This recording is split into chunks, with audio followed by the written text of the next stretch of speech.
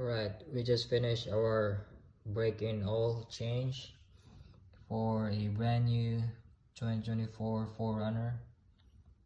See the metal specs, the metal shreddings. On the 1200 miles oil from the factory. This is the filter.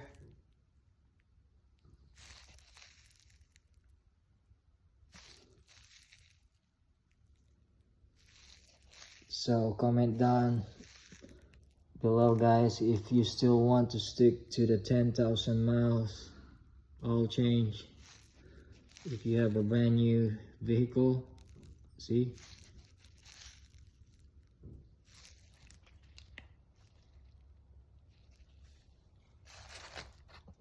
it's not a myth.